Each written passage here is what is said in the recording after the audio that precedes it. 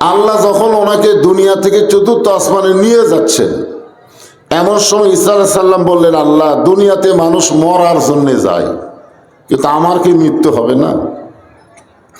এ কথার দ্বারা আপনারা কি বুঝলেন? দুনিয়াতে আমরা কিসের জন্য এসেছি? থাকার জন্য না মরার জন্য? তো মরার জন্য এসে এত মশান মারতেছি কেন? হাই রে, এক একজনের মশান। ভাই, আমাকে চিনিস? আমার দল খালি ক্ষমতাত গেলেই তো সাইজ করবো। আমাদের বগুড়ার কাহালো এলাকায় শুরু হয়ে গেছে, না জানি 12 তারিখ কি হয়। এখন থেকে এক একজনের মশান কি চিনিস? খালি আমার দল ক্ষমতাত গেলেই তো সাইজ করব। আপনারা বলেন তো, যেই ব্যক্তি বলবে আমার দল ক্ষমতায় গেলে তোকে সাইজ করব, ওই কি মুসলমান না মুশরিক? কারণ কোন দল কোন সময় ক্ষমতায় যায় না, সব সময় যিনি ক্ষমতায় থাকে তিনি হলেন আমাদের আল্লাহ। যেটা বলেন তিনি কে? ঈসা আলাইহিস সালাম বললেন, আল্লাহ, দুনিয়াতে মানুষ মরার জন্য যায়, কিন্তু আমার তো মৃত্যু হলো না। আল্লাহ বললেন, তোমারও মৃত্যু হবে। ঈসা আলাইহিস সালাম বললেন, আল্লাহ, আমার মৃত্যু কি চতুর্থ আসমানে হবে? আল্লাহ বললেন, না, তোমার মৃত্যু দুনিয়াতেই হবে।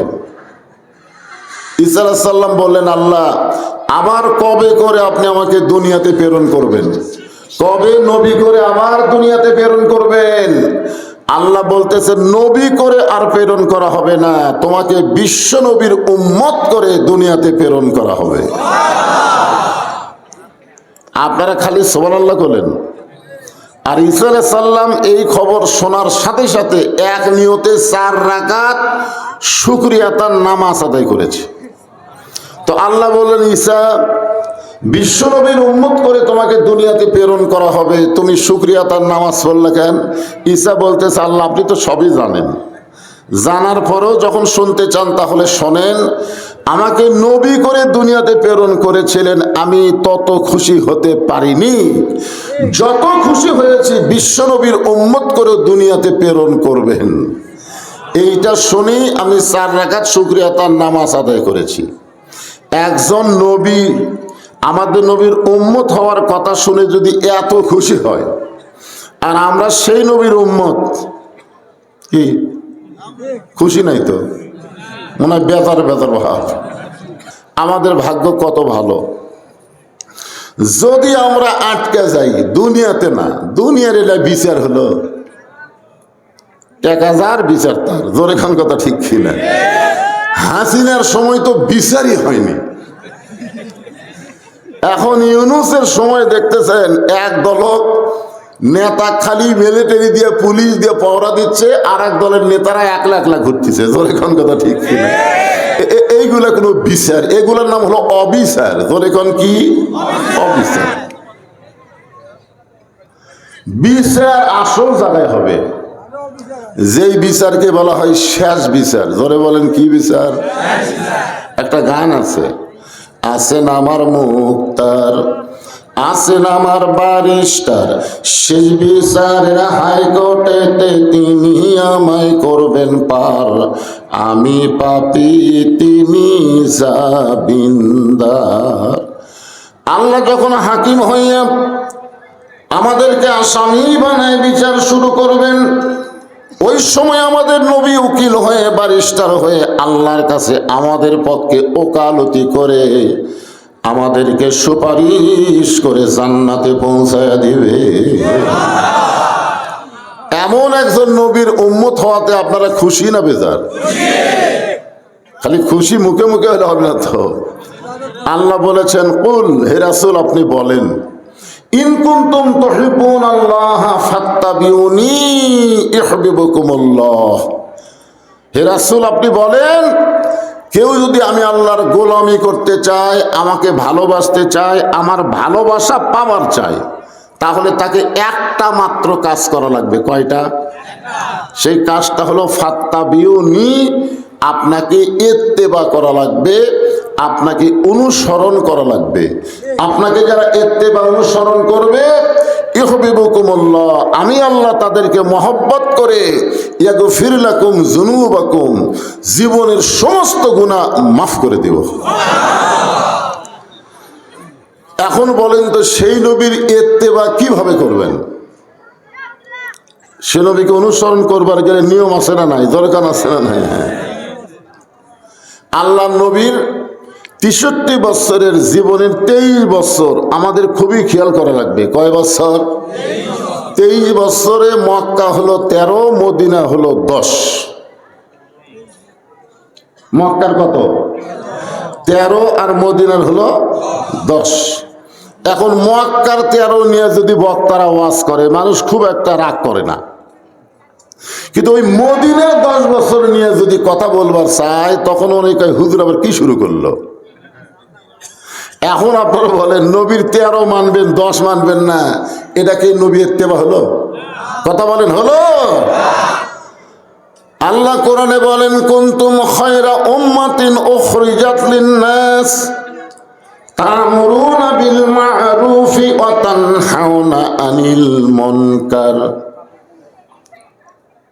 আমাদেরকে আল্লাহ তাআলা শ্রেষ্ঠ উম্মত করে বের করেছে। জোরে কান সুবহানাল্লাহ। আমাদের নবী কি দুই একজন কয় রে বারে? শ্রেষ্ঠ নবীর উম্মত কি ছোট উম্মত হবে না শ্রেষ্ঠ উম্মত? খায়রা উম্মত, সবচাইতে ভালো শ্রেষ্ঠ উম্মত করে বের করা হয়েছে। আমাদের দুটা কাম করা লাগবে উম্মত যদি শ্রেষ্ঠ হবার চাই। ১ নম্বর কাজ হলো সৎ কাজে আদেশ করা লাগবে, অসৎ কাজে বাধা দেওয়া লাগবে। আজকে প্রধান অতিথি কি বললো? আমাদের সবাইকে আল্লাহর কোরআনের শিক্ষা গ্রহণ করা লাগবে, এরকম তেল তেলা অনুরোধ মার্কা কথা দিয়ে সবাই কোরআন শরীফ শিখবে না। বাংলাদেশের সরকারি প্রাথমিক বিদ্যালয় আছে, ৯০% মুসলমানের দেশে সরকারি হাফেজি মাদ্রাসা নাই। কথা কর না কেন? কথা কর না কেন? যেই প্রাইমারিতে একদম বাগডম ঘোলাডম সাজে, ঢাক ঢোলক ঝাঁঝর বাজে, খাড়া হয়ে পেশাব করে, ছাত্র করে, শিক্ষকও করে, সেই স্কুলে সরকার মাস গেলে হাজার হাজার টাকা দেয়, লাখ লাখ টাকা দেয় প্রত্যেক স্কুলে। আর এই মাদ্রাসা ৯০% মুসলমানের কোরআনের মাদ্রাসাকে মানুষের কাছে হাত পাতায়া চায়া চায়া চলাতে হয়। যতদিন পর্যন্ত আলেমদের হাত উপরে না যাবে ততদিন পর্যন্ত এই কোরআনের কোনো মূল্যায়ন বাংলার জমিনে হবে না। জোরে কোন কথা ঠিক না? এই জন্য সৎ কাজে আদেশ করা লাগবে বাজান। এখন নিজের বাপই বেটাকে আদেশ করা পারে না। এই জন্য রাসূল কইছে 7 বছর থেকে তালিম দাও, 10 বছর থেকে জোর করে নামাজ ধরাও।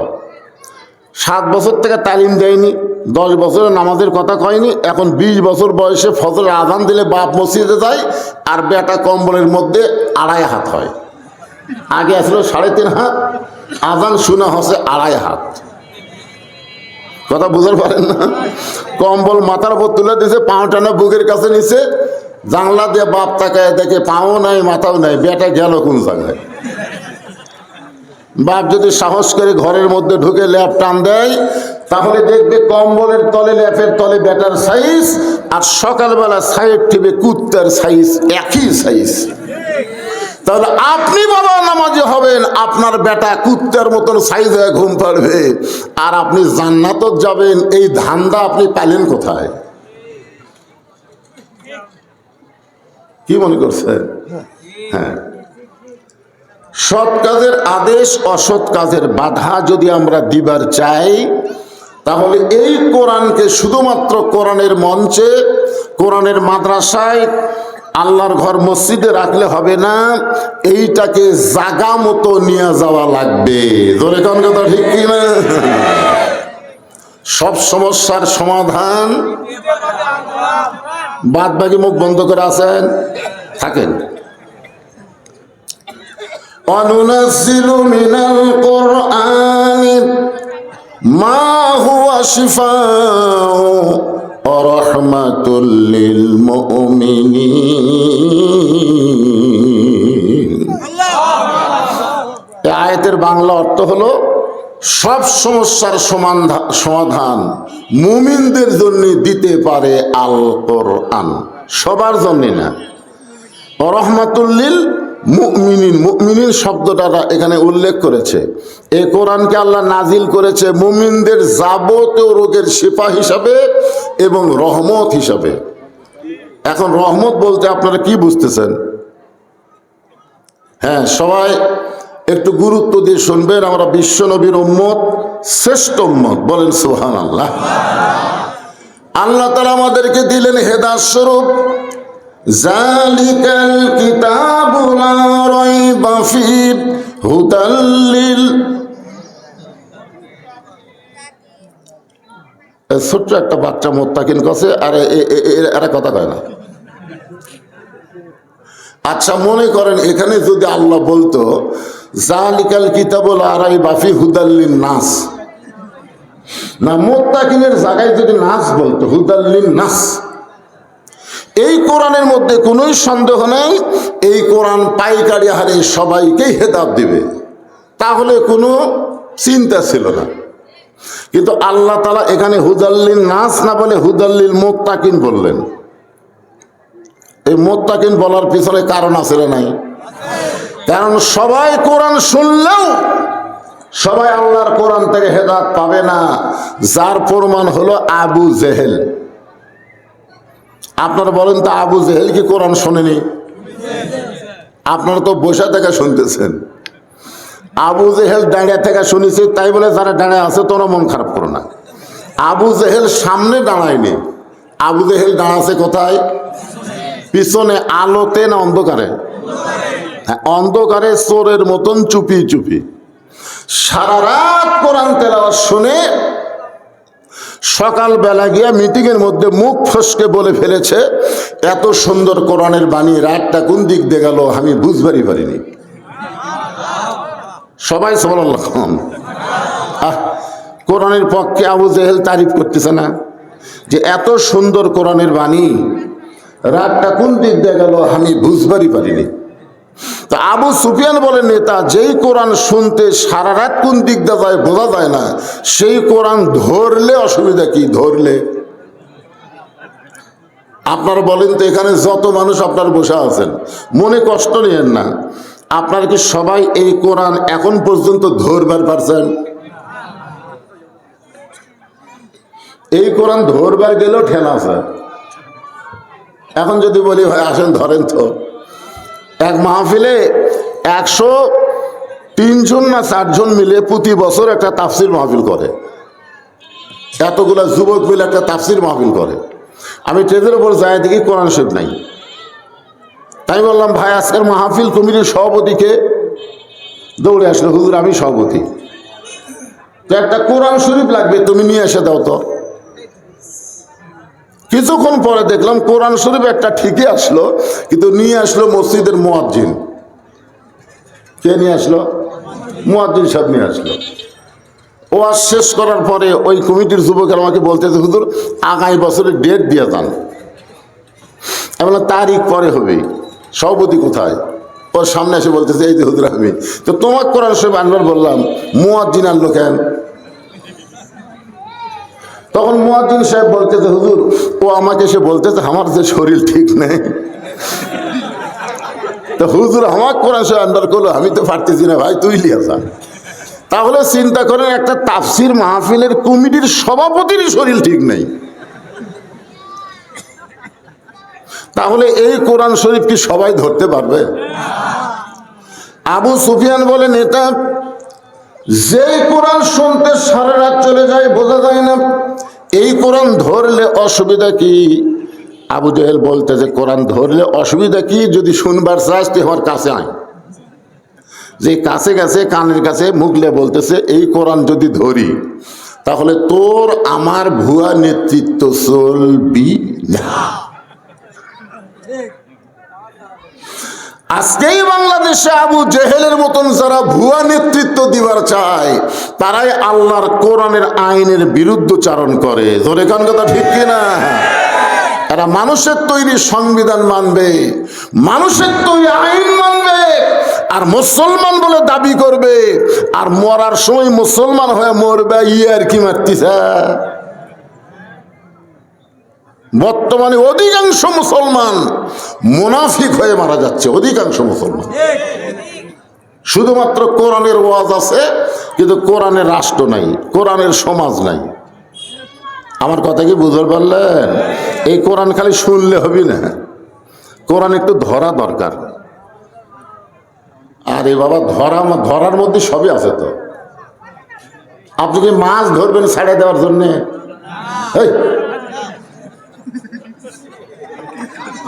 না, একজন বলতে ধরলে হবে না, মানাও লাগবে। এই ধরা মানে কোন ধরা? না না, এই ধরা, এই যে ধরবি সেটা এমনি এমনি ধরবি। আপনাকে একটা যুক্তি দিলাম, আপনি পুকুরে একটা মাছ ধরলেন এটাকে ছাড়ে দেওয়ার জন্যে। হ্যাঁ, একটু মনোযোগ দিয়ে শুনবেন। আমি ছোট্ট একটা সূরা আসর আপনাদের সামনে আজকে আলোচনা করব। তার আগে আমি এই কোরআন সম্পর্কে আপনাদের বলতেছি। এই কোরআন থেকে হেদায়েত নিতে গেলে কি হওয়া লাগবে? মুত্তাকি হতে হবে। জোরে কান, কি হতে হবে? মুত্তাকি বান্দা বান্দি যারা আল্লাহর কোরআন থেকে হেদায়েত পাবে তারা। এখন বলেন তো, মুত্তাকির 1 নম্বর বৈশিষ্ট্য কি? হ্যাঁ, আমি আগে কন না, আগে আমার তো শোনেন, এক একজন এক একটা কয়। মুত্তাকির 1 নম্বর বৈশিষ্ট্য হলো আল্লাযীনা ইউমিনুনা বিল গায়ব। 1 নম্বর বৈশিষ্ট্য হলো অদৃশ্যের প্রতি বিশ্বাস স্থাপন করা। আমাদের বাংলাদেশে অনেক নামাজি আছে কিন্তু মুত্তাকি না। আসরের নামাজ পড়ে জমির ধান দেখবার গেছে। কি দেখবার গেছে? ধান দেখবার যায়, দেখে ওপর জমির পানি চলমল করতেছে, নিচে আর জমির পানি নেই। ওপর জমির পানি কি চলমল করতেছে, নিচে আর জমির পানি নেই। ওই তখন চারিদিকে তাকাছে, এভাবে চারিদিকে দেখে কেউ নাই। ওই আস্তে করে বসে বিসমিল্লাহ কয়া জমির আল কাটছে। জোরে কান, কি কয়া? আমাদের বাংলাদেশে অনেক নেতারা কিন্তু মঞ্চে এসে প্রথম কি কয়? বিসমিল্লাহির রহমানির রহিম কয়, কি কয় না?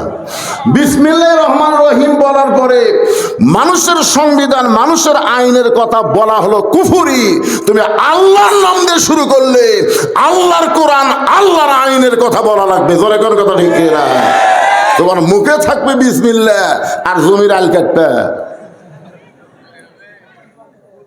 একের বিসমিল্লাহ কয়ে জমির আল কাটে, ওই পানি দিয়ে হাত ধোছে, ওই পানি দিয়েই হাত ধুইয়া, বুঝলেন? আবার চারিদিকে দাঁড়ায় তাকায় বলতেছে আলহামদুলিল্লাহ, কেউ দেখেনি। দেখছেন?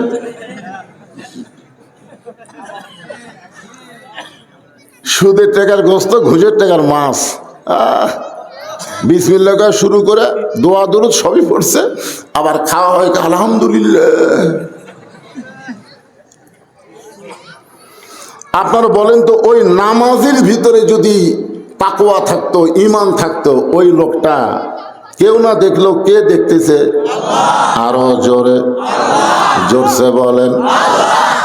তোমার 2 কান্দে 2 মোহরি, লিখিতেছেন ডায়েরি, দলিল দেখে রায় দিবে, টাকা পয়সার নাই কারবার। এ মুরব্বীর কি হলো রে ভাই? এই এখন উঠে রে না, ঠিক আছে, এত বয়সের লোকেরা ওয়াজ না শোনাই ভালো। আমি এই জন্যই বলতেছি, শোনেন, এই শোনেন, আমার মতন এরকম বয়স নিয়ে, আমার ভাইয়ের মতন বয়স নিয়ে তখন আমরা আল্লাহর কাছে দাঁড়াবো, বুঝলেন? তখন আল্লাহ বলবে, তোমার বুড়া বয়সের কোনো হিসাব আমি চাই না, তোমার শৈশব কালেরও কোনো হিসাব দেওয়া লাগবে না, খালি যৌবন কালের হিসাব দিয়ে জান্নাত চাও। কোন কাল? আরো জোরে কোন কাল? এখন আমাদের বাংলাদেশের অবস্থা কি? যখন হচ্ছে চামড়া ঢিল, আল্লাহর সাথে দিছে মিল। যৌবন কালে মসজিদ দেখা যায় নাই, বুড়া কালে সিয়াইলে মসজিদ গেছে। মানে এখন ঠিক মতো আর বসবারও পারে না, উঠবারও পারে না। এখন লাথি কছে যে সামনে কাতারে সব বেশি, তুই সিয়ার দা সামনে কাতার থুই আসি যা। এখন ওই দাদার কথা মতো লাতি সামনে কাতার চেয়ার থসে, মসজিদের ইমাম সাহেব দেখতেছে চেয়ারের যে বসে নামাজ পড়বি ওই আবার তালুকদার, মসজিদের জায়গা ওর বাপ দিছে। এখন কি করবে কন্ধ? আপনারা বলেন তো, যেই কাতারে চেয়ার থাকবে ওই কাতারে 27 গুণ সওয়াব হবে? এ কথা কন না কেন? 27 গুণ সওয়াব হবে? 27 গুণ সওয়াব নিতে গেলে কাতার সোজা করা লাগবে, কাতার হেঁকা বেঁকা করা যাবে না। আর যেই কাতারে চেয়ার থাকে ওই কাতারের পায়ের গোড়ালি কোনোদিন সোজা হয় না। কথা কন না কেন? তোর যৌবনকাল কি করছো? এই জন্য যেই কাতারে চেয়ার থাকবে ওই কাতারে আপনারা 1 গুণ সওয়াব পাবেন, কিন্তু 27 গুণ পাবেন না। পাবার যদি চান চেয়ার আস্তে করে দ্বিতীয় কাতার দেন। দ্বিতীয় কাতারের লোকেরা যদি মনে করে আমরাও 27 গুণ চাই, তাহলে তৃতীয় কাতার দেন। তৃতীয় কাতারের লোক আমরাও 27 গুণ সওয়াব চাই, চতুর্থ কাতারে দেন। এক সময় দেখবেন একটা চেয়ারও মসজিদে নাই, সব বারান্দাত এতিমের মতন পড়ে আছে। জোরে কথা ঠিক কিনা? সরকারি চাকরি করতে যেরকম একটা বয়স লাগে, নামাজ পড়তে গেলে রুকু সেজদা ঠিক মতো করবার গেলে যৌবনের দরকার আছে না নাই? জোরে করে আছে না নাই? এই জন্য কখন থেকে নামাজ, কখন থেকে 7 বছর থেকে তালিম দেন, আর 10 বছর থেকে জোর করে ধরান। কিন্তু 10 বছরে কিছুই কয়নি, 20 বছরে বেটা কয় সবা মসজিদে যাই, বেটা খালি চোখ লাল করে তাকায়। এখন কি করবেন? ঘাট ধরবেন? ঘাট ধরলে বুড়ে কি বৃদ্ধাশ্রমে থেকে আসবে? যে তোর মতন বুড়ে বাড়ির থাকার দরকার নাই। একটু মনোযোগ দিয়ে শুনবেন। মুত্তাকির 1 নম্বর বৈশিষ্ট্য হলো আল্লাযীনা ইউমিনুনা বিল গায়ব, অদৃশ্যের প্রতি বিশ্বাস স্থাপন করা লাগবে। প্রত্যেকটা যুবক যদি বিশ্বাস করে তার 2 কাঁধে 2টা ফেরেশতা আছে, যতই রাত হোক না কেন জানলা দরজা বন্ধ করে কম্বলের মধ্যে অশ্লীল ভিডিও দেখতে পারবে না। কারণ দেখবার গেলেই তার বিশ্বাস হবে আমার 2 কাঁধে 2টা ফেরেশতা আছে। জোরে কোন কথা ঠিক কি না? আপনার বলেন তো, ফেরেশতা কি করার জন্য? কি লিখবি রে? তাহলে আয়াতটা শোনেন, কিরামান কাতিবিনা ইয়ালামুনা মা তাফআলুন। তোমার 2 কাঁধে 2 মুহুরি লিখিতেছেন ডায়েরি, দলিল দেখে রায় দিবে, টাকা পয়সার নাই কারবার। কেরে যুবক, বিশ্বাস হয়? সবার হাতে একটা করে মোবাইল আছে। এরা যে রাত গভীর হলে কি করে, হায় আপনারা ওরা মনে করে যে আমরা যখন অকাম বদকাম করি তখন মনে ফেরেশতা ঘুম পড়ে। আল্লাহ কোরআনের অন্য জায়গায় মুত্তাকির ব্যাখ্যা করতে গিয়ে বলতেছেন, ইয়া আইয়ুহাল্লাযীনা আমানুত্তাকুল্লাহা হাক্কা তুকাতিহি ওয়া লা তামুতুন্না ইল্লা ওয়া আনতুম মুসলিমুন।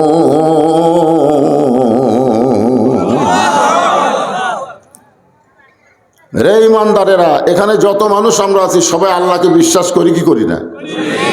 সবাই জবান খুলে বলেন, করি কি করি না?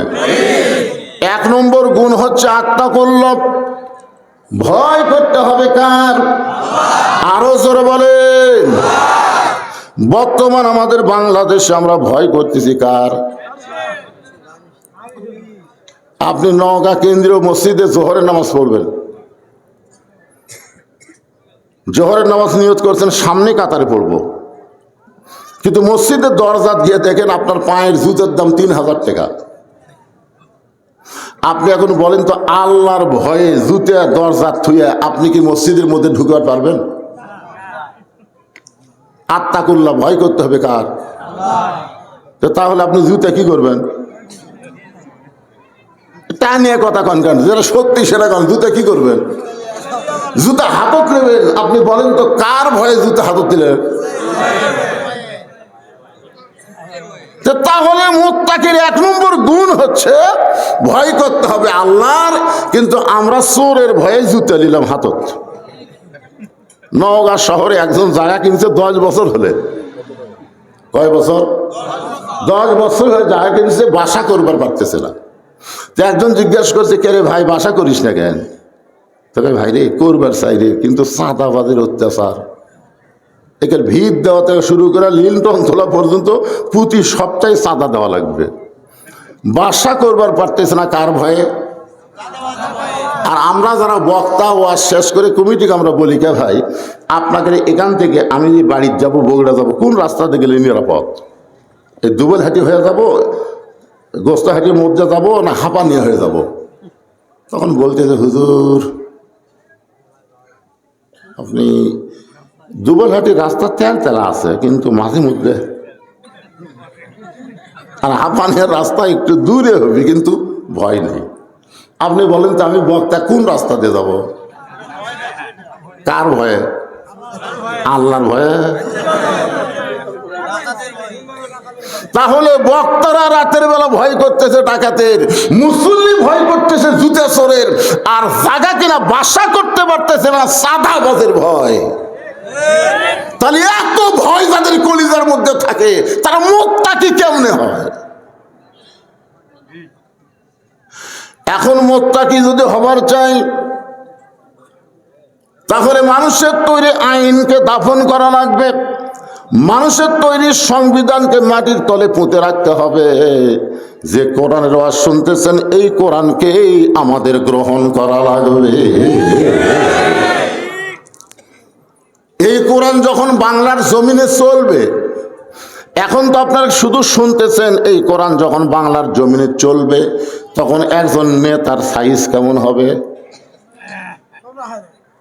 নেতা সোজা হয়ে যাবে। আমি একটা নেতার গল্প করি। বাংলাদেশের মতন 96টা দেশের খলিফা হচ্ছেন হজরত উমর। বাংলাদেশের মতন কয়টা? 96টা একত্র করলে যত বড় হবে, তত বড় এরিয়ার খলিফা হচ্ছেন হজরত উমর। জুমার দিনে খুতবা দিচ্ছেন, মাঝখান থেকে একজন সাহাবী দাঁড়িয়ে বলতেছে, আমির আল মুমিনিন আপনার খুতবা আমরা শুনবো না। আপনার বলেন তো আইন চলতেছে কার? উমরের। উমরের যদি আইন চলতো, যে বেটা বলছে ও আর শুনবো না, খুতবা শুনবো না, ওর অবস্থা কি হতো? আজকে যদি কোনো মন্ত্রী সাহেব ভাষণ দিবার যায়, আর কোনো একজন ভ্যানালা বলতে, মন্ত্রী সাহেব আপনার বক্তব্য শুনবো না, এই কথা বলা মাত্রই মন্ত্রী চাইছে পিটাই মেরে ফেলে দিবি। জোরে করে কথা ঠিক কিনা? আর বাংলাদেশের মতন 96টা দেশের খলিফা হযরত ওমর খুতবা দেওয়া শুরু করেছেন জুমার নামাজের দিনে। এমন সময় মাঝখান থেকে বলতেছি, আমির আল মুমিনিন আপনার খুতবা আমরা শুনবো না। ওমর ফারুক চোখের পানি বের করে বললেন, আমার অপরাধ কি? বলে, আপনার অপরাধ হলো আমাদেরকে খাটো পাঞ্জাবি দিয়ে আপনি লম্বা জুব্বা পরে খুতবা দিচ্ছেন, আমাদেরকে খাটো দিবেন, আপনি লম্বা কোথায় পাইলেন? এটা যতক্ষণ না বলবেন ততক্ষণ আপনার খুতবা আমরা শুনবো না। হযরত ওমরের চোখ দিয়ে দর দর করে পানি পড়তেছে। এমন সময় 30 পারা কোরআনের হাফেজ, 6 লক্ষ হাদিসের হাফেজ আব্দুল্লাহ ইবনে ওমর, ওমর ফারুকের সন্তান, বাবার পাশে উকিল হয়ে দাঁড়িয়ে গেছে। সুবহানাল্লাহ কন্যা কেন? যোগ্যতা হলো কয় পারা? 30 পারা কোরআনের হাফেজ, 6 লক্ষ হাদিসের হাফেজ, এত বড় অর্ধ জাহানের খলিফার সন্তান কোরআনের হাফেজ। আর আমাকে এমপির বেটা কিসের হাফেজ? আজকে যদি এমপির ছেলেরা কোরআনের হাফেজ হইতো, তাহলে সংসদে সমস্ত শিক্ষার আগে কোরআনী শিক্ষার গুরুত্ব দিত। জোরে কর কথা ঠিক কিনা? যে গুরুত্ব আল্লাহ নবী দিয়েছেন, খায়রুকুম মান তাআল্লামাল কোরআন ওয়া আল্লামাহ, ওই ব্যক্তির চাইতে উত্তম সম্মানী কোনো ব্যক্তি নাই যে ব্যক্তি কোরআন শিখেছে এবং অপরকে কোরআনের শিক্ষা দেয়।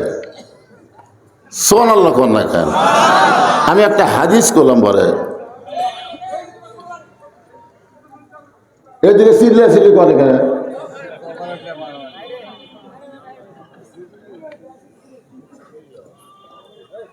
এই মাহফিল কমিটির লোক যারা আছে তারা ওইদিকে একটু ইয়া দেবো, হইচই না, যা করবেন ইশারা ইঙ্গিতে করেন, অত হাজার হাজার লোকের দরকার নাই। সাইজ মতো কিছু লোক পালি এক ওসমান হাদি দেখে দিছে, ইনসাফ কাক কয়, ইনকেলাব কাক কয়, জোরে কোন কথা ঠিক কি?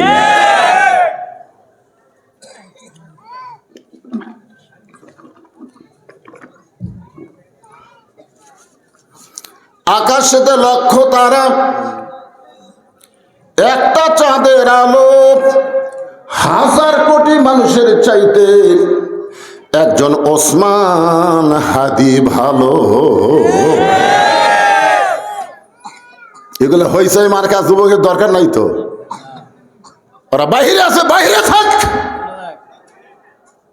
ইসলামের কথা হলো ভিতরে আসো, উদখুলু ফিস-সিলমি কাফা। মুরগির ডিমের বাচ্চা লিবার গেলে মুরগির বুকের তলে থাকা লাগে পাগলা। 12টা ডিম দিছে, 10টার বাচ্চা হচ্ছে, 2টার হয়নি। কে রে, এই 2টার দোষ কি? বলে এরা সবসময় খালি সাইড মারছে, আর এই 10টা খালি বুকের তলে আছিল। মুসলমানের বাচ্চারা কাজা ডিম না হয়ে, পচা ডিম না হয়ে ইমানদার হলে সামিয়ানার তলে বসো, বাহিরে হইচই করো না। জোরে কোন কথা ঠিক কিনা? কথা বলে বাইরে চিল্লাস কেন?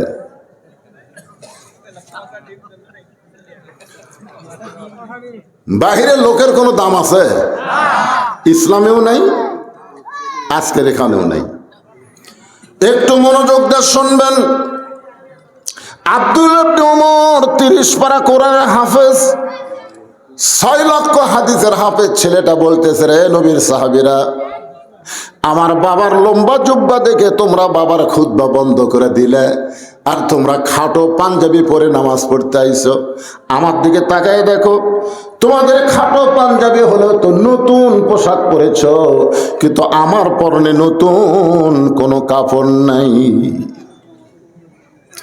এমন সময় ওসমান গনি দাঁড়িয়ে বলতেছে, আব্দুল্লাহ, আজকে জুমার দিনে সবাই নতুন পোশাক পরেছে, তুমি পুরাতন কাপড় কেন পরলা? ওমর ফারুক যখন মদিনার খলিফা ছিলেন, ওই সময় অর্থমন্ত্রী ছিলেন ওসমান গনি। জোরে কান সুবহানাল্লাহ। অর্থমন্ত্রীর নাম কি? হ্যাঁ, আপনারা বলেন তো, অর্থমন্ত্রীর সাথে ওসমান গনি ঠিক আছে? ঠিক নাই?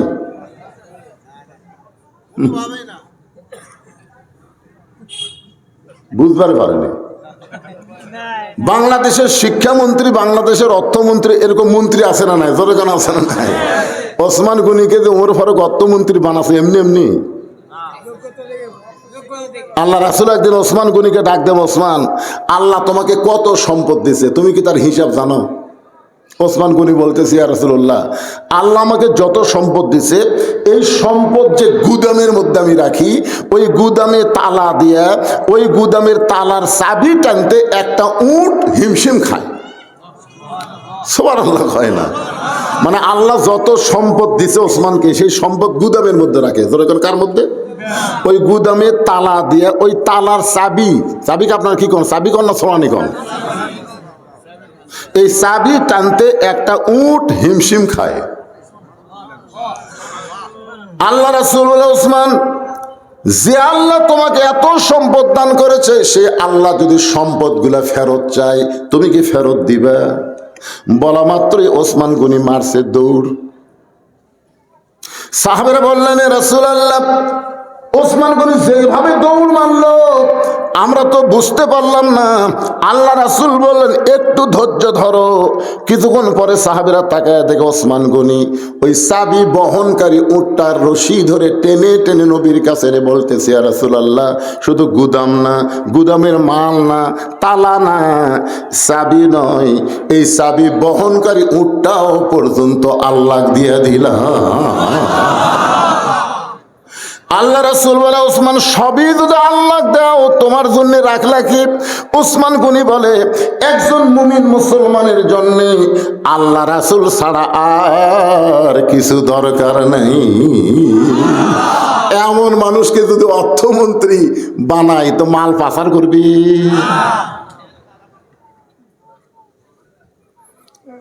ওসমান গনি বলে, আব্দুল্লাহ, আজকে জুমার দিনে সবাই নতুন পোশাক পরেছে, আর তুমি পুরাতন কাপড় কেন পরলে? আব্দুল্লাহ বলতেছে, আমি যদি আজকে নতুন পোশাক পরতাম তাহলে আমার বাবার জুব্বা লম্বা হতো না। আব্দুল্লাহ বলতেছে, যেদিন থেকে আমার বাবা মদিনার খলিফার দায়িত্ব পাইছে সেদিন থেকে আমার বাবার চাইতে নরম মানুষ এই দুনিয়াতে আর কেউ নাই। সুবহানাল্লাহ বলেন না কেন? আব্দুল্লাহ বলতেছে, আমার বাবা যখন সাহাবী ছিল তখন আল্লাহর নবী বলেছেন, ওমর যে রাস্তা দিয়ে যায় ওই রাস্তা দিয়ে শয়তানও 40 দিন যাইতে ভয় পায়। কিন্তু যেদিন থেকে খলিফা হয়েছে, খেলাফতের দায়িত্ব পাইছে, সেদিন থেকে আমার বাবার চাইতে নরম মানুষ কেউ নেই। ইসলাম কোরআন দিয়ে যখন রাষ্ট্র চলবে তখন দায়িত্ব পাওয়ার আগে গরম থাকবে, আর দায়িত্ব পাওয়ার পরে কথা কয় না। আর মানুষের তৈরি আইন দিয়ে যখন রাষ্ট্র চলবে তখন দায়িত্ব পাওয়ার আগে নরম হবে, আর দায়িত্ব পাওয়ার আগে মশান বাড়ি, পরে মশান বাড়ি। দেখেন তো এখন যারা ভোটার ডান আছে এরকে চরিত্র দেখছেন? আয় হায়, গাড়ির থেকে নামে ফকিরুক সালাম দেয়। নেতা গাড়ির থেকে নামে ফকিরুক সালাম দিচ্ছে, সালাম চাচা কেমন আছেন? চাচা খালি মাথা ঘুরে। নেতা বলে, কি দেখেন? বলে, কাক সালাম দিলেন? আপনাকে দিলেন। আমি ভিক্ষা করে খাই, ভোটের আগে। আমার মতন নরম কেউ নেই। ওরে বাবা, যেই ভোট পেয়ে নেতা হবে, আর নেতাকে নওগাঁ খুঁজে পাবেন না। নেতা ঢাকায় থাকবে, মাঝে মধ্যে নওগাঁ বেড়াবার আসবে। কোন ভোটার যদি নেতার কাছে যায়, চামচার অত্যাচারে নেতার কাছে যাওয়ার পারবি না। জোরে কোন কথা ঠিক না? আব্দুল্লাহ বলতেছে, আমার বাবা যেদিন থেকে মদিনার দায়িত্ব পাইছে সেদিন থেকে এত নরম। কোনদিন রাতের বেলা আমার বাবা ঘুমায় না। ও আব্দুল্লাহ ইবনে উমর বলতেছে, আমার বাবা রাতের বেলা কি করে না? ঘুমায় না। গভীর রাত্রে আমার বাবা চোরের মতন একা একা মানুষের দুঃখ কষ্ট দেখে বেড়ায়, চোরের মতন। জোরে বলেন, কার মতন? কোন র্যাব লাগবে না, পুলিশ লাগবে না, আর্মি লাগবে না। বাংলাদেশের মতন 96টা দেশের একজন রাষ্ট্রনায়ক খলিফা একা একা ঘুরে বেড়ায়। একদিন রাত্রেবেলা ঘুরতে গিয়ে দেখতে পাই একটা পুরুষ মানুষ তাঁবু টাঙ্গায়া তাঁবুর বাইরে খালি উত্তর দক্ষিণ করতেছে। একবার উত্তরে যায়, একবার দক্ষিণে যায়। ওমর ফারুক চিন্তায় পড়ে গেলেন যে একটা পুরুষ মানুষ এরকম অস্থির হলে তো চলবে না। হযরত ওমর পুরুষটাকে স্থির করার জন্য পৃথিবীর সর্বশ্রেষ্ঠ দোয়া, যেই দোয়ার উপর কোনো দোয়া নাই, আপনারা বলেন তো সেই দোয়ার নাম কি? আপনারা যখন কবরে দোয়া করবার যান, আপনারা বলেন তো প্রথম কি কন? না রে, কবর জিয়ারত করবার যান না, আপনার বাপের কবরে যাচ্ছেন, যাই প্রথম কি যাই সূরা ইখলাস পড়েন, আগে সালাম দেন। এটাই হচ্ছে সবচাইতে বড় দোয়া। আসসালামু আলাইকুম ইয়া আহলাল কুবুর। ওমর ফারুক লোকটাকে স্থির করার জন্য কাছে গিয়ে সালাম দিলেন, আসসালামু আলাইকুম ইয়া আব্দুল্লাহ। লোকটা সালামের উত্তর দেয় না। ওমর ফারুক আবার সালাম দিলেন, আসসালামু আলাইকুম ইয়া আখি। লোকটা সালামের উত্তর দেয় না। ওমর ফারুক বলতেছেন, আস, কেবল আস, সালামও কবারই পারেনি। লোকটা, ওই মিয়া, বারবার আমাকে সালাম দাও কেন মিয়া? ওমর ফারুক বলতে দে, ভাই আপনি অস্থির হয়ে উত্তর দক্ষিণ করতেছেন, এদিকে যান এদিকে যান, এইটা দেখে আপনাকে শান্তি দেওয়ার সালাম দিলাম। লোকটা বলতেছে, এই পাগল, তুমি কি জানো হযরত ওমর যেদিন থেকে আল্লাহর কোরআন দিয়ে রাষ্ট্র চালায় সেদিন থেকে দিনও যায় রাতও তাই। এই লোকটা এই কথা কাক বলতেছে? কি বলতেছে? এই পাগল, এই পাগল, যেদিন থেকে হযরত ওমর আল্লাহর কোরআন দিয়ে রাষ্ট্র চালায় সেদিন থেকে দিনও যায় রাতও তাই। আমার গর্ভবতী বউকে নিয়ে অমুক এলাকা থেকে আমি অমুক এলাকায় যাচ্ছিলাম, কিন্তু রাস্তার এই জায়গায় এসে আমার বউয়ের প্রসব বেদনা এত বাইরে গেছে, এত বেশি হয়ে গেছে, আমি এখন তাঁবু টাঙ্গায়া এই তাঁবুর মধ্যে বউকে রাইখা আমি বিপদের মতন পাগল হয়ে ঘুরতেছি, আর তুমি খালি আমারে সালাম দাও। তুমি জানো আমার বউটা কত কষ্টে আছে, আমি পুরুষ মানুষ কিছুই করতে পারতেছি না, এই কারণে আমি অস্থির হয়ে ঘোরাফেরা করতেছি, আর তুমি না বুঝে পাগলের মতো আমাকে সালাম দাও। ওমর ফারুক লোকটাকে এক টানে বুকের মধ্যে নিয়ে কপালে একটা চুমা দিয়ে বলে, ভাইজান আপনি কোনো চিন্তা করেন না, আমার বাড়িতে ভালো ধাত্রী আছে।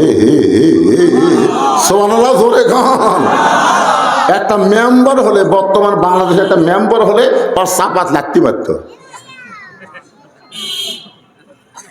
আর অর্ধ জাহানের খলিফা হযরত ওমর লোকটাকে এক টানে বুকের মধ্যে নিয়ে কপালে একটা চুমা দিয়ে বলতে, ভাইজান আমার বাড়িতে ভালো একটা ধাত্রীর খবর আছে, তুমি একটু ধৈর্য ধরো। এই কথা বলে হযরত ওমর এক দৌড়ে গিয়ে দরজায় ডাকতেছে আব্দুল্লাহর মা। যে আব্দুল্লাহর মা কইছে, সঙ্গে সঙ্গে ওমর ফারুকের বউ দরজা খুলে দেয়। ওমর ফারুক চমকে গিয়ে বলে, বিবি রে, আমি না হয় দায়িত্ব পায় পাগল হয়ে সারা চোরের মতন ঘোরাঘুরি করি, কিন্তু তোমাকে একটা ডাক দেওয়ার সঙ্গে সঙ্গেই তুমি দরজা খুলে দিলে, কারণ কি? বউ মুসকি মুসকি হাসি আর বলে, স্বামী গো, আপনি যেদিন থেকে মানুষের দুঃখ কষ্ট দেখার জন্য রাতের বেলা ঘুরতেছেন, আমি সেদিন থেকে বিছনায় ঘুমাই না, আমি সারা রাত দরজায় দাঁড়িয়ে দাঁড়িয়ে আল্লাহর কাছে আপনার নিরাপত্তার জন্য দোয়া করি।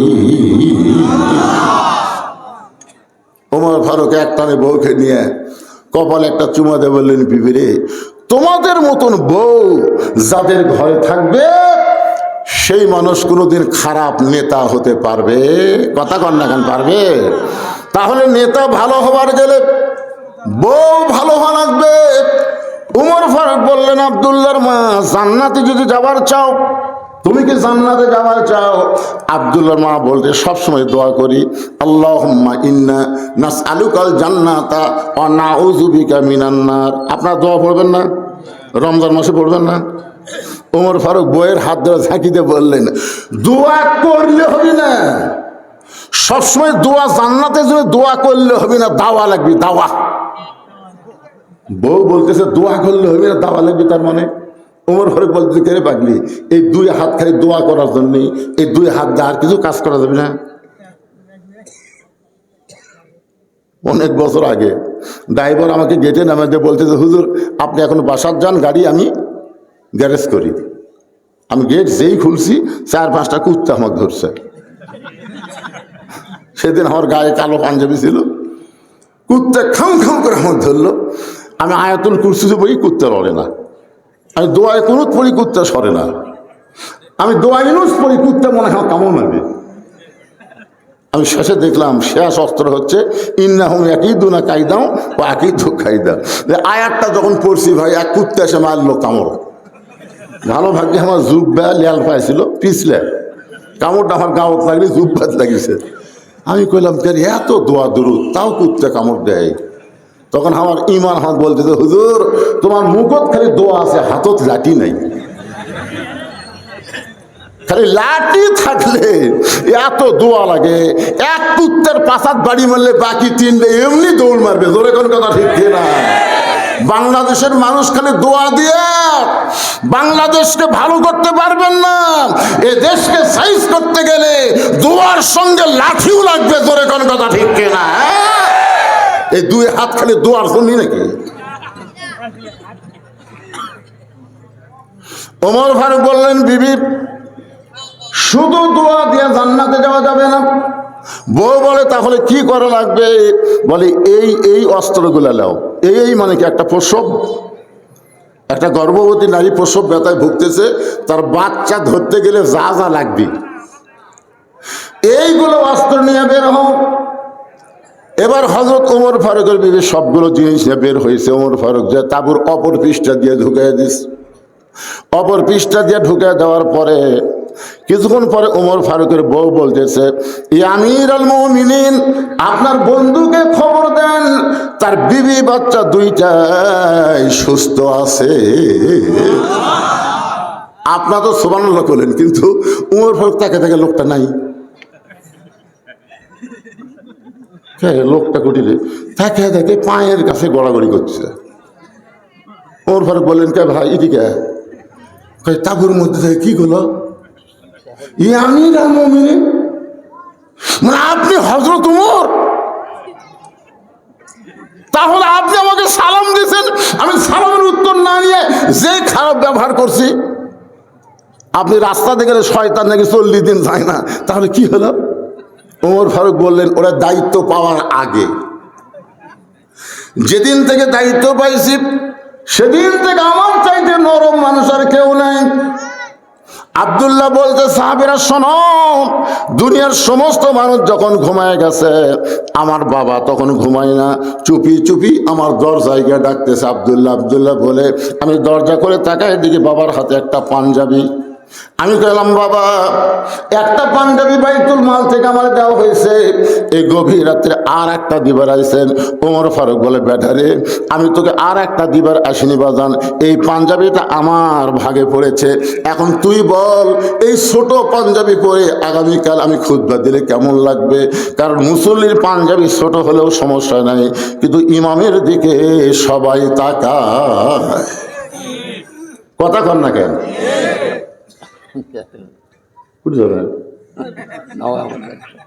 এখানে বাড়ি না, কত দূর? নওগাঁ যাবো। একসাথে যাবো তো।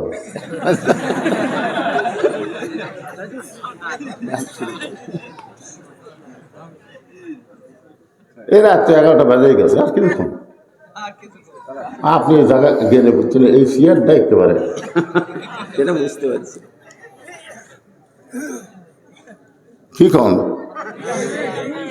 আল্লাহ রাসূল কিন্তু কলেমার দাওয়াত নিয়ে আগে বেলালের কাছে যায়নি, আগে আবু জেহেলের কাছে গেছে। আবু জেহেলের মতন মানুষ যদি ভালো হয়, তাহলে সাধারণ মানুষগুলি এমনি ভালো হবে। এইরকম একটা পুঁজিপতি ধনী মানুষ ভালো, যিনি মাদ্রাসার খেয়াল করেন, মাদ্রাসা মহব্বত করেন, কোরআনী শিক্ষার গুরুত্ব দেন, তার মতন একজন আল্লাহওয়ালা ভালো মানুষ এখানে কিছু সময় থাকলে রহমত বরকত আছে না নাই? জোরে কেন আছে?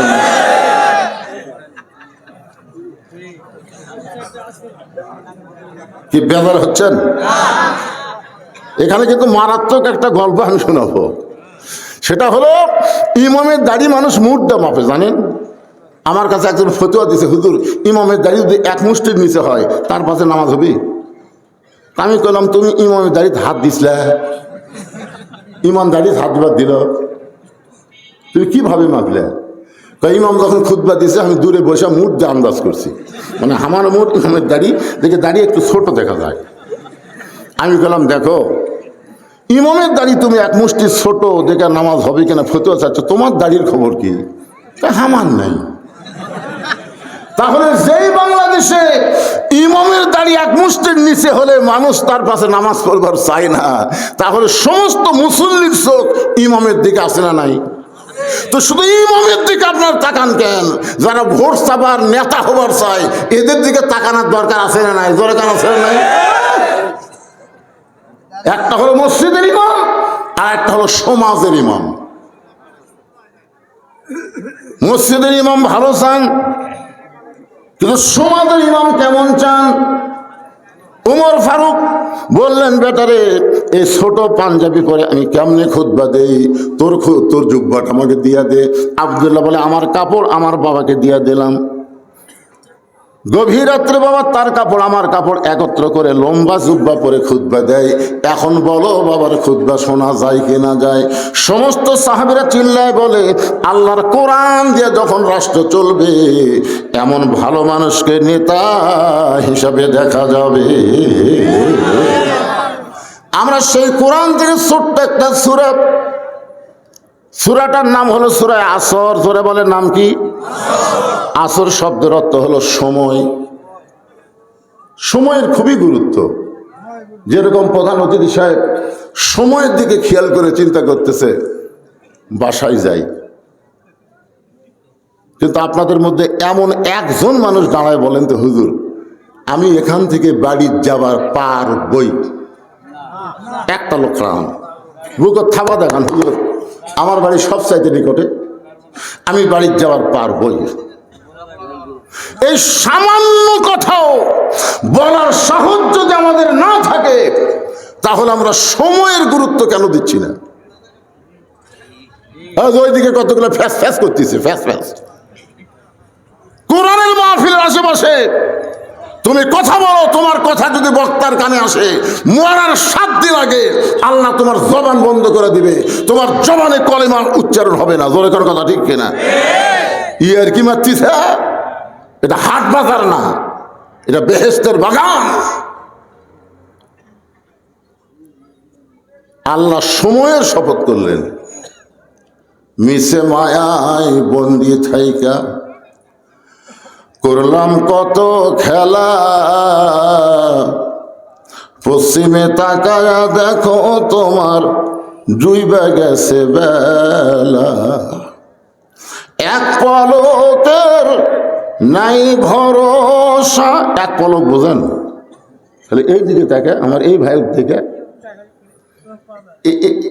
এই পর্যন্ত, এই পর্যন্ত বাঁচার গ্যারান্টি আমাদের। এক পলকের নাই ভরসা, মিশে সকল আশা, কখন বুঝি দারুণ ঝড়ে ভাঙবে তোমার বাসা। কি দেখতেছেন ভাই? দোয়া করবেন, হুজুর 6 তলার ভিত দিছি, 4 তলা কমপ্লিট হচ্ছে, ওই যে রড বাইর করে দিচ্ছি হুজুর, 2 কান্দের দিয়ে ফেরেশতা কয় শয়তান, উপর দিকে না তাকায় নিচের দিকে তাকা, তোর জন্য 6 তলা না পাগলা, তোর সময় শেষ, নিচতলা। তোরে কোন তালা? আল্লাহ সময়ের শপথ করলেন, ওয়াল আসর মানে সময়ের শপথ। সময় অত্যন্ত গুরুত্বপূর্ণ। আজকে যারা মাগরিবের নামাজ পড়েন নাই, এশার নামাজ পড়েন নাই, যারা নামাজ না পড়ে ওয়াজ শুনতেছেন, এ যুবকেরা, তোমরা বুঝবারই পারতেছ না, প্রতি মুহূর্তে মুহূর্তে তোমাদের হায়াত থেকে সময় ফুরে যাচ্ছে। কি মনে করতেছে? যে মাগরিব আজকে বাদ দিলে, যে এশা বাদ দিলে, মরার আগ পর্যন্ত চেষ্টা করো, ওই সময় আর ফেরত পাবে না। আমি একদিন আয়নার সামনে দাঁড়ায় 5 মিনিট আমি কান্দিছি। কান দেখালে আল্লাহ করম, আল্লাহ তুমি যদি আমাকে ওই 30 বছর যে যৌবনকাল আসিল, খালি ওই 30 বছরের যৌবনকাল ফেরত দাও, যা আমাকে দিছ সব লিয়ে নাও। আমার এত বাড়ি ঘর সহায় সম্পত্তির কোনো দরকার নাই, আমার যৌবনের দরকার। বুঝতেছেন যুবক? বুঝতে পারতেছে না? তোমার যৌবনের যে কি দাম তুমি আজকে বুঝতেছ না। যেদিন আমার মতন বয়স হবে, সেদিন চোখ দেখালি পানি পড়বে। বাজান, সময়ের শপথ করে আল্লাহ বললেন, ইন্নাল ইনসানা লাফি খুসর। ইন্না মানে নিশ্চয়, ইনসান মানে মানুষ, লাফি মানে ভিতরে, খুসরুন মানে ক্ষতি। নিশ্চয় মানুষগুলো ক্ষতির ভিতরে। এ কথা কার? আমার দিকে খেয়াল করেন, সময় বেশি বাকি নাই, খুব বেশি সময় নাই তো। একত্রে অর্থ হবে নিশ্চয় মানুষগুলো ক্ষতির ভিতরে। এখন বলেন তো, এই মানুষ তৈরি করছে কে? সবাই আমার সঙ্গে বলেন, আদর করে মানুষ আল্লাহ বানায়া কেমনে দিবেন ক্ষতির মধ্যে ফেলিয়া। আল্লাহ বললেন তোমরা ক্ষতির মধ্যে পড়বে না, ইল্লাল্লাযীনা আমানু ওয়া আমিলুস সালিহাত ওয়া তাওয়াসাউ বিল হক্কি ওয়া তাওয়াসাউ বিস সবর। এখানে 4টা বিষয় বলা হয়েছে, সংক্ষিপ্তভাবে আমি বলতেছি। 1 নম্বর হলো ঈমান। যেরকম 1 নম্বর কি? ঈমান যদি না থাকে, আপনি যতই ভালো কাজ করেন আল্লাহর দরবারে কবুল হবে না। আপনার বলেন তো, নবীর চাচা আবু তালেব কেমন মানুষ ছিল? সবাই এক বাক্যে বলেন, কেমন ছিল? কেমন ভালো? আল্লাহ রাসূল বলেছেন, আমি মায়ের পেটে থাকা অবস্থায় এতিম ছিলাম, কিন্তু দুনিয়াতে আসার পরে এতিম ছিলাম না। সাহাবীরা বললেন, হুজুর মায়ের পেটে এতিম হলেন, দুনিয়াতে এসে এতিম ছিলেন না কেমনে? রাসূল বললেন, ভাগ্য করে এমন একটা চাচা কাছে আবু তালেব পাইছিলাম, যিনি আমাকে এমন ভাবে লালন পালন করলো, আমার যে বাবা নাই এটা কোনোদিন আমি বুঝতে পারি নাই। বাবার দরদ দিয়ে যিনি নবীকে লালন পালন করলো, ঈমান না থাকার কারণে ওই আবু তালেবকে আল্লাহ জাহান্নাম দিবে। তাহলে এক নম্বরের নাম কি? সবাই বলে এক নম্বরের নাম কি? আল্লাহ রাসূল বলেছেন, তুমি যত বড় পাপী হও না কেন, শুধুমাত্র ঈমান নিয়ে যদি কবরে আসতে পারো, শুধু ঈমান নিয়ে যদি কবরে আসতে পারো, আমি রাসূল ওয়াদা দিয়া দিলাম তোমাকে বাহিরে রেখে আমি নবী জান্নাতে যাব না। এখন আপনারা খালি খেয়াল করেন, এই ওটা বসা, ওটা বসা, না না ঈমানের ওয়াজ শুনবেন না? ঈমান নামাজ ভঙ্গের কারণ আছে না নাই? রোজা ভঙ্গের কারণ আছে না নাই?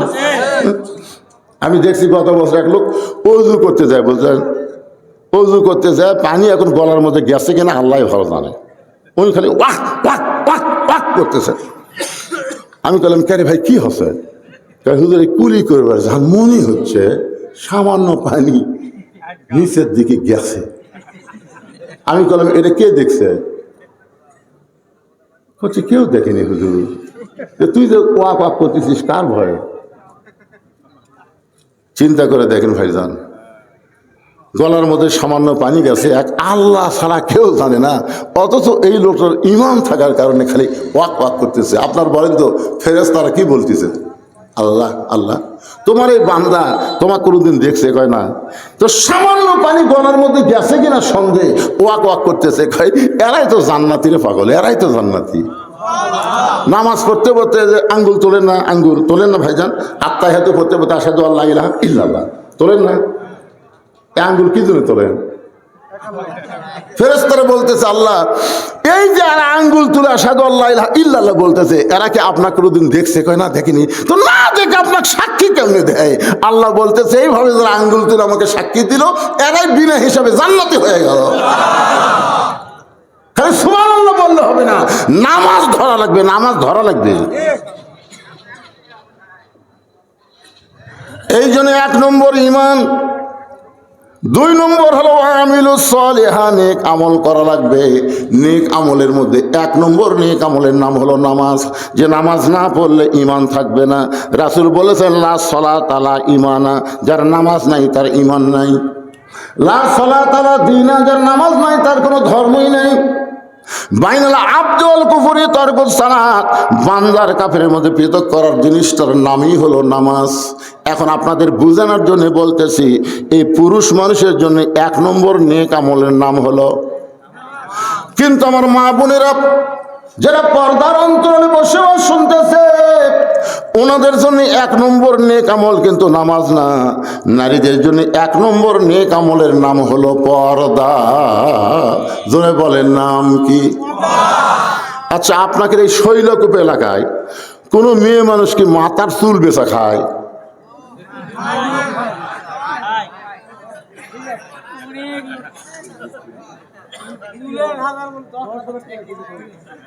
আমার হুজুরে ভালো ভালো কে পারে না। 1 কেজির দাম বলে 10,000। আচ্ছা, আর বাড়ান না রে ভাই রে, যা কছেন তাই, আমি 10,000 ধরে নিলাম। আচ্ছা চিন্তা করেন, যার বউ মাথার চুল বেচা খাচ্ছে, ওই স্বামীর কি হবে?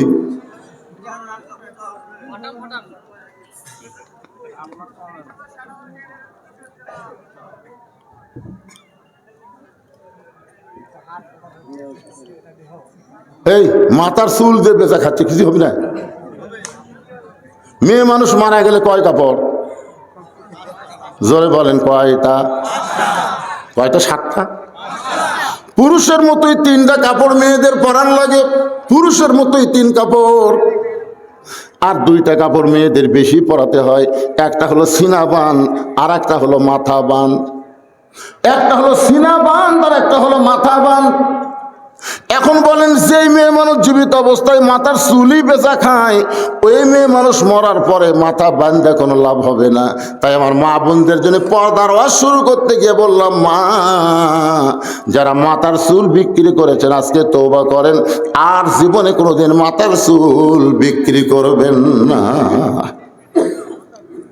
হযরত আলী এশার নামাজ পড়ে ঘরের মধ্যে ঢুইকা দেখে ফাতেমা চৌকির উপরে বসে দুই চোখ দিয়ে দর দর করে পানি পড়তেছে, এমনকি গাল বয়ে বয়ে পানি থুতুনির তল দিয়ে চলে আসতেছে। হযরত আলী দৌড়ে গিয়া থুতুনির তলে হাতটা এইভাবে দিলেন, ফাতেমার থুতুনির তলে হাতটা এইভাবে দিলেন, ফাতেমার চোখের পানি এসে আলীর হাতের মধ্যে যখন জড়ো হয়ে গেল, হযরত আলী ওই পানিটা নিজের চেহারার মধ্যে মালিশ করে বলেন, ফাতেমা রে, দুনিয়ার বহু ধনী যুবক নবীর কাছে তোমাকে বিয়ের প্রস্তাব করেছিল, দুনিয়ার বহু ধনী যুবক তোমাকে বিয়ে করার জন্য আল্লাহর নবীর কাছে প্রস্তাব দিয়েছিল, কিন্তু আল্লাহর নবী কোনো ধনী যুবকের সঙ্গে তোমার বিয়ে দেয় নাই।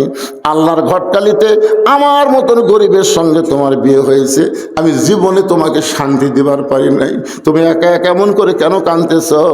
এই কথা শোনার সঙ্গে সঙ্গে ফাতেমা দাঁড়িয়ে হযরত আলীকে বুকের মধ্যে নিয়ে কাঁধের উপরে মাথা দিয়ে বলে, স্বামী গো, এই কথা বলে আপনি আমাকে লজ্জা দিবেন না, আপনারা আমারে কষ্ট দিয়েছেন, আর সেই কষ্টের কারণে এমন করে আমি কাঁদতেছি। আলী বলতেছে, তাহলে কি জন্য কান্দো? ফাতেমা বলে, স্বামী গো, আমার কান্দার কারণ হলো আল্লাহ তাআলা আমার দোয়া কবুল করেছে। আলী বলতেছেন, ফাতেমা, দোয়া কবুল করলে কেউ কি কোনোদিন কান্দে নাকি? ফাতেমা বলে, স্বামী গো, আল্লাহ কি দোয়া কবুল করেছে আপনি কি শুনবেন না? আলী বলে, ফাতেমা, আল্লাহ তোমার কি দোয়া কবুল করেছে? ফাতেমা বলতেছে, আল্লাহ তাআলা আমাকে পর্দার মধ্যে মৃত্যু দিবে। আলী বলতেছেন, ফাতেমা, যে মেয়েটা সব সময় পর্দার মধ্যে থাকে সেই মেয়েটা তো পর্দার মধ্যেই মরবে, এই দোয়া কবুল করার পিছনে কান্দ কেন? ফাতেমা বলে, স্বামী গো, এই মৃত্যুটা কবে হবে সেইটাকে আপনি শুনবেন না? আলী বলে, পাগলি রে, বুকের মধ্যে নিয়ে চাইপা ধরে বলে, মৃত্যুর কথা কেউ কোনোদিন বলতে পারে না। ফাতেমা রে, কে কখন মরবে এটা দুনিয়ার কেউ বলতে পারে না। ফাতেমা কান্দে কান্দে বলে, স্বামী গো, কিছুক্ষণ আগে আল্লাহ তাআলা আমারে শোনাইছে আজকে রাতের বেলায় আমার মৃত্যু হবে। যেই বলছে আজকে রাতের বেলায় আমার মৃত্যু হবে, গাছের গোড়া কাটলে গাছটা যেমন পড়ে যায়, হযরত আলী তেমনি পড়ে গেলেন ঘরের মাঝায়। ফাতেমা দুই হাতে চোখের পানি মুছে, দুই হাতে চোখের পানি মুছে মুচকে হাসি দিয়া স্বামীর মাথাখানা উরাতের উপরে নিয়ে কপালে একটা চুমা দিয়ে বলেন, স্বামী গো, আমার বাবার মুখে আমি শুনেছি আপনি হলেন পৃথিবীর শ্রেষ্ঠ বীর, আমার বাবা বলেছে আপনি হলেন পৃথিবীর শ্রেষ্ঠ জ্ঞানী।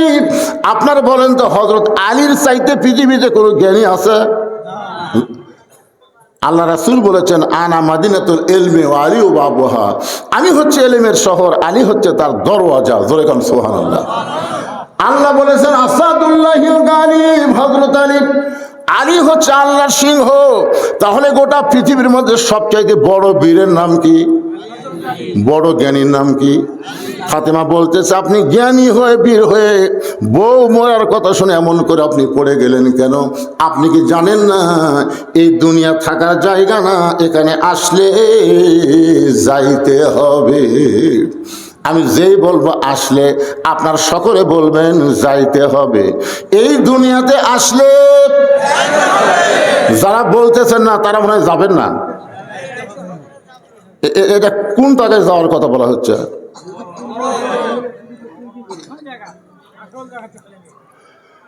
একজন বলতেছে মহিলার চুল উঠলে কি করবে?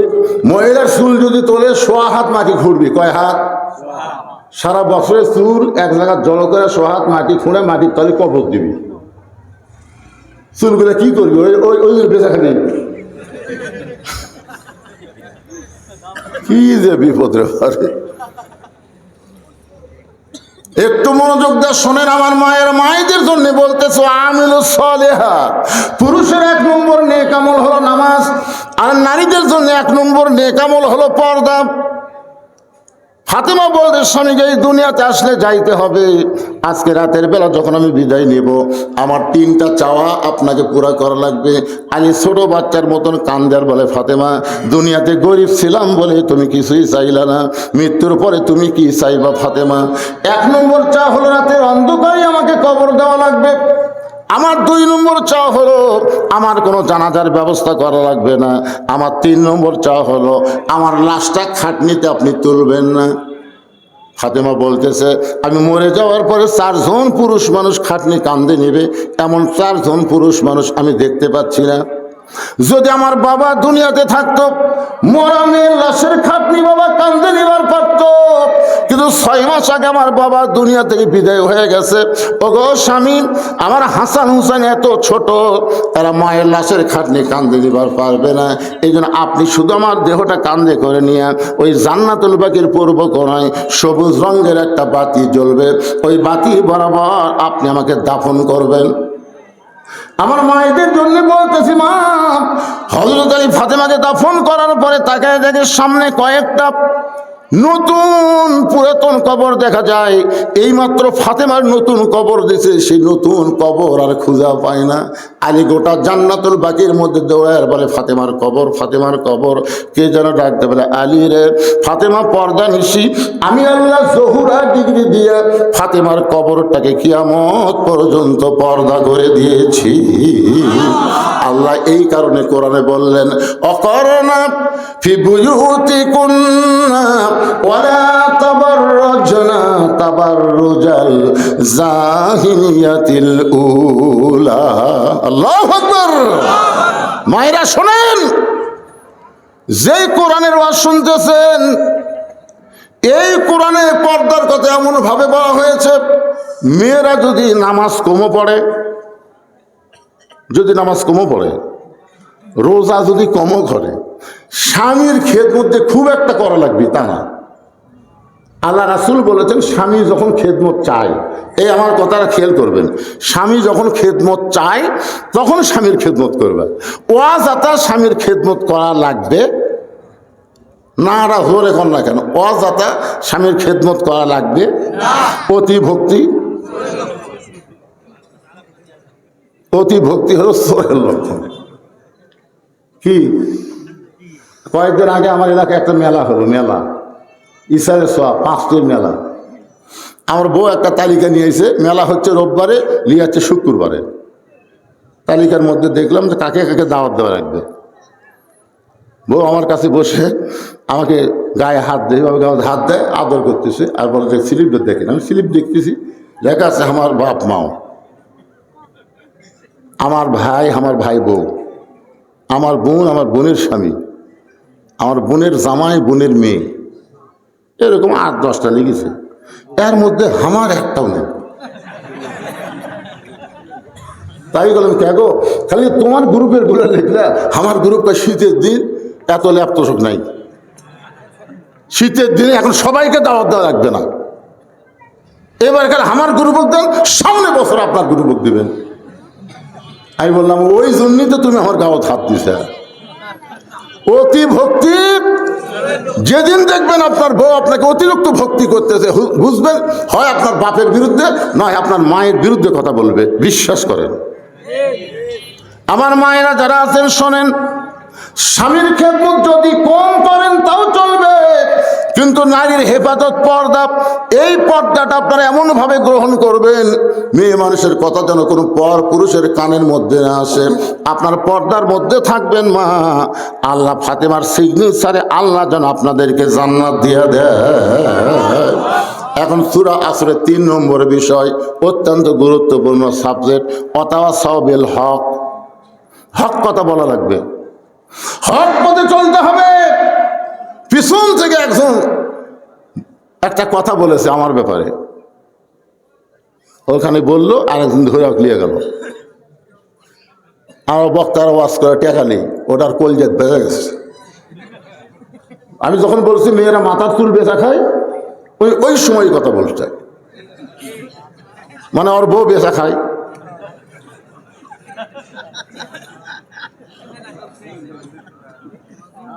আপনারা কি মনে করছেন? তদন্ত না করে কোনো কথা বলা ইসলামে জায়েজ নাই। তদন্ত না করে আল্লামা সাঈদী হুজুরকে হাসিনা 13 বছর জেলখানায় বন্দি করে রাখছে। শুধু এই যে অন্যায়ভাবে একটা আলেমকে জেলখানায় বন্দি করে রাখা, হাসপাতাল নিয়ে গিয়ে তাকে হত্যা করার কারণে হাসিনাকে আল্লাহ গোষ্ঠী শুদ্ধ পালায়া দিছে। ধরে কোন কথা কর না কেন ভাই? আলেমদের চিনেন না? এই আপনাকে এলাকা যত মাহফিল করছি, আমি যত মাহফিল করছি, এই মাদ্রাসায় মাহফিল করছি, আমাকে হুজুর বলতে, হুজুর আপনার প্রথমে 200 টাকা দিয়েছি। আসলে হুজুর 200 দেয়নি, 2000 দিয়েছে। 17 বছর আমি ওয়াজ করছি, 17 বছর। কে কি দিছে আমি টাকা দেখিনি। কতগুলা চালাক, উপরে দিছে 500, ভিতরে খালি 10 টাকার লোস দিয়ে এই বানি মোটা করে আমার হাতত দিছে। আমি তো মনে করছি অনেক দিছে, পকেটে থুছি। এভাবে কত বছর? একটা হক কথা শোনেন, 17 বছর ওয়াজ করছি। 2007 সালে আমার সাহাবী যখন অ্যাক্সিডেন্ট করে মারা গেল, একই সাথেই ছিলাম, একই গাড়িতে, কিন্তু আমার সাহাবী মরে গেল, আমি বেঁচে গেলাম। কিন্তু আমি যে অঙ্গহানি হলাম, হাসপাতালে ছিলাম, বাড়িতে এসে আবার বলে, এই তুই যদি মরতি তাহলে তোর কি হতো? তুই যে ওয়াজ করে বেড়াস, তখন ইউটিউব ছিল না, ফেসবুক ছিল না, এরকম ঠেঙ্গা ছিল না, যেখানকার ওয়াজ সেখানেই শেষ। তাই বললাম, বাবা তাহলে কি করব? বলে, আল্লাহ রাসূলের জন্য কিছু একটা কর, তুই মরে গেলেও যেন মানুষ তোকে মনে রাখে। তখন 2007 সাল থেকে যা ওয়াজ করে টাকা পাচ্ছি, 2014 সালে যায় 12 শতক জায়গার উপরে প্রথম আমি মসজিদ মাদ্রাসা শুরু করি। সেই জায়গায় এখন 235 শতক হয়ে গেছে। যারা আমার দাওয়াত দিবার যায় তারা নিজের চোখে দেখে আসে। এই যে আপনারা যে টাকা দেন, এই টাকা আমি নিজে খাই না ভাই। মসজিদ মাদ্রাসা এতিমখানা তৈরি করি, পৃথিবীর একটা লোকও বলতে পারবে না যে আমার মাদ্রাসা মসজিদ এতিমখানা তৈরি করতে গিয়ে আমি কারু কাছ থেকে 1 টাকা দিয়েছি। 1 টাকা কোনো দান সদকা দেওয়া হয় না। ওয়াজ করে করে যে টাকা নেওয়া হয়, একটা মহিলা মাদ্রাসা এখন 3 তলা, আর একটা ছেলে মাদ্রাসা, এতগুলো ওস্তাদ, বাবুর্চি, শিক্ষক, বাচ্চাদের খাওয়া, এগুলো টাকা তো আপনারা দেন। আগে ফাঁকি মারছেন, এখন টাকা দিচ্ছেন কিসের জন্য? আমার জন্য। তো তদন্ত না করে আজগুবি কোনো কথা বললে আপনার অবস্থাও হাসিনার মতোই হবে, হাসিনার মতোই হবে। আমি বলে গেলাম,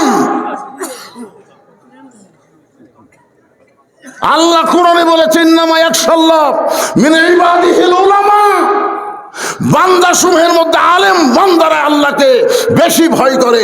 এ কথা কোনো মানুষের না, এ কথা হলো আমার আল্লাহ। জোরে জোরে কথা ঠিক না? তাহলে আল্লামা সাঈদী হুজুর মানুষের বাড়ি পুড়া দিছে, মানুষের জমি দখল করছে, নারী নির্যাতন করছে, এগুলো একটাও করে নাই। বিনা দোষে অন্যায়ভাবে তাকে জেলখানায় বন্দি করে রাখছে। জেলখানাত বন্দি করেও যখন আমরা দোয়া করি প্রতিদিন ছাই সুন্দর হয়, ভারত কয় খবর কিরে, মরে না তো, যাবজ্জীবন কারাদণ্ড দিলে আমর তো কারণ মরে, কয় না, দিন দিন যে জব হচ্ছে। তখন জেলখানা থেকে বের করে হাসপাতাল যখন নিয়ে যায়, একটা হাসি দিছিল, আপনারা দেখছেন? সেই হাসি জান্নাতের হাসি।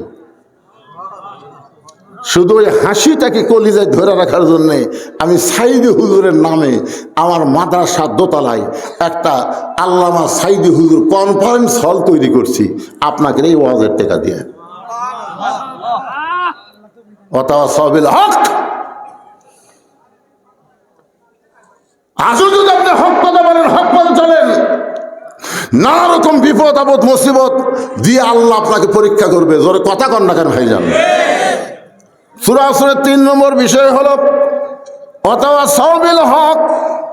এরপরে 4 নম্বর বিষয় হলো ওয়াতাওয়াসাউ বিস সবর।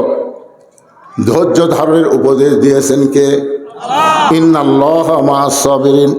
এই যে আপনার ধৈর্য নিয়ে বসে আছেন, এই যে ধৈর্য নিয়ে বসে থাকার কারণে আল্লাহর কোরআন নবীর বিধান থেকে আপনারা কিছু কথা শুনতে পাচ্ছেন। জোরে কোন ঠিক কিনা? আজকে আমাদের মায়েরা ধৈর্য হারা হওয়ার কারণে, আমরা ছোটবেলায় গান গাইছি, কি বলবো প্রসবের কথা, মা বিনে সেই ব্যথা কেউ তো বুঝিবে না, মাজন থেকে সন্তানের দায় অকালে মা মারা যায়, কেন সে মায়ের ভক্তি ক্ষতি করো না, এমন দরদি ভাবে কেউ হবে না আমার মা, মা গো। এখন বলেন তো মায়ের এই ধৈর্য আছে? আমার কাছে এসে কয় হুজুর সন্ধ্যার খালি কান্দে, পানি পড়াতেন, পানি পড়া দিলাম, কান্নারও বেড়ে গেছে। কয় হুজুর পানি পড়া দিলে হবে না, সরাসরি ফুঁ দেন তো। আয়াতুল কুরসি সূরা ফাতিহা পড়া ফুঁ দিলাম, কান্না আরো বেড়েছে। এই বাচ্চার মাও বলতেছে এখন আর ফুঁ ফাঁদে হবে না হুজুর, দোয়া দরিদ্র দিন শেষ। 3-4-5 মাস পরে বললাম মা তোমার বাচ্চাকে আর কান্দে, আর কান্দে না। তো কান্দন বন্ধ হলো, কোন দোয়া দিয়ে? না হুজুর দোয়া লাগবে কে? যখনই কান্দে মোবাইল চালু করে দিই। আপনি জানেন আমার বাচ্চা মোবাইল ছাড়া ভাতই খায় না। আমি বললাম মা একটা হক কথা বলো তো, তোমার বাচ্চা কি নর্মালে হচ্ছে না সিজার করা? তখন কয় হুজুর আরে সত্যি কথা কও। তখন বলতে সিজার করা। এই